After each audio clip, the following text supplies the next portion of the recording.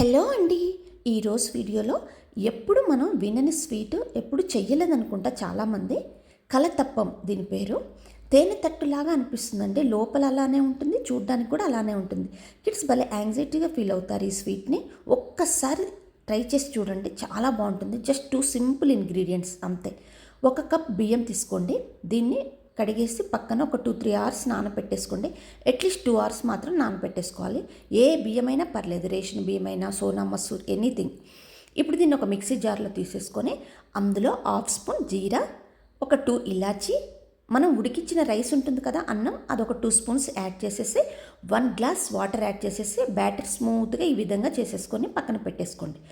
ఇప్పుడు 1 గ్లాస్కి 1.5 glass jaggery బెల్లం తీసేసుకొని 1/2 గ్లాస్ వాటర్ని యాడ్ చేసేసి మెల్ట్ అయితే సరిపోతుంది. మనకి ఏ పాకం రావాల్సిన అవసరం లేదు. ఇది ఆర్గానిక్ అండి, అందుకే డార్క్ కలర్లో ఉంది బెల్లం. ఇప్పుడు దీన్ని వడగట్టుకోండి. ఏమైనా డస్ట్ పార్టికల్స్ ఉన్నా కూడా పోతాయి. దీన్ని బాగా కలిపేసుకొని ఇందులో 1/2 టేబుల్ స్పూన్ బేకింగ్ సోడా, ఒక పించ్ సాల్ట్, ఏ స్వీట్కైనా సాల్ట్ యాడ్ చేస్తే చాలా టేస్టీగా ఉంటుంది.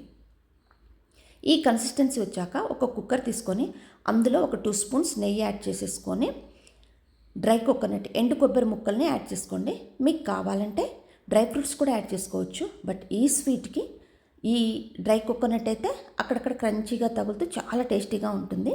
ఈ ప్రాసెస్ మొత్తం నేను కుక్కర్లోనే చేస్తున్నాను. చాలా ఈజీ కూడా కుక్కర్లో.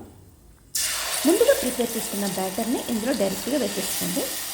ఇప్పుడు స్టవ్ని లో ఫ్లేమ్లో పెట్టేసుకొని ఒక 10 to 15 మినిట్స్ కుక్ చేసుకోవాలి. స్టీమ్ చేయాలి, విజిల్ పెట్టొద్దు. జస్ట్ ఒక 15 మినిట్స్ సరిపోతుంది. హైలో మీడియంలో పెట్టారనుకోండి అది మాడిపోతుంది. స్టవ్ ఎప్పుడైనా లో ఫ్లేమ్లో ఉంచేసుకోండి. ఈ ప్రాసెస్ మొత్తానికి ఒక 15 మినిట్స్ తర్వాత చెక్ చేసుకోండి. ఒకవేళ ఇంకా సరిగా కుక్ అవ్వకపోతే ఇంకో 5 మినిట్స్ ఉంచండి. ఇప్పుడు చూడండి, మన కలతప్పం పర్ఫెక్ట్గా రెడీ అయిపోయింది. రూమ్ టెంపరేచర్ మీన్స్ చల్లగా అయ్యాక ఒక నైఫ్తో అలా ఎడ్జెస్ అనేసి ఫ్లిప్ చేయండి. చూడండి, భలే తేనె తట్టిలాగా ఉంది. పైన నేను చెప్పాను కదా ఇందాక, ఆ విధంగా ఉంటుంది. చాలా బాగుంటుందండి. ఇక్కడ మనం ఏ డీప్ ఫ్రై ఆయిల్ ఏమి యూస్ చేయలేదు కదా, చాలా హెల్దీ. జస్ట్ స్టీమ్ మీద కుక్ చేసాము, ఆవిరి మీద. చాలా హెల్దీ కదా. జస్ట్ సింపుల్ 2 ఇంగ్రీడియంట్స్ అంతే, బెల్లం అండ్ బియ్యం. టైం టేకింగ్ ప్రాసెస్ కూడా కాదండి, చాలా సింపుల్గా చేయొచ్చు.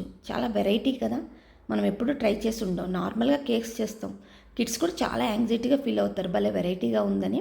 టేస్ట్ కూడా చాలా బాగుంటుంది. చూడండి, తట్టుల్లాగా, తేనె తట్టుల్లాగా అలా ఉంటుంది. ఇలా కట్ చేయడం కంటే అలా పీకుతూ ఉంటే భలే అనిపిస్తుంది.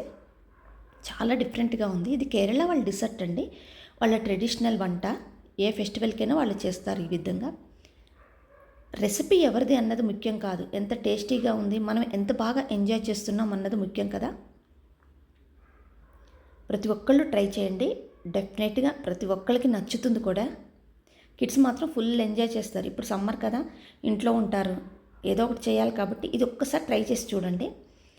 అలాగే మీకు ఈ వీడియో నచ్చితే లైక్ చేసి మీ రిలేటివ్స్కి, ఫ్రెండ్స్కి షేర్ చేయండి. మరిన్ని వెరైటీ రెసిపీస్ కోసం సబ్స్క్రైబ్ చేసుకొని పక్కనే ఉన్న బెల్ ఐకాన్ని యాక్టివేట్ చేసుకోండి. Thank you.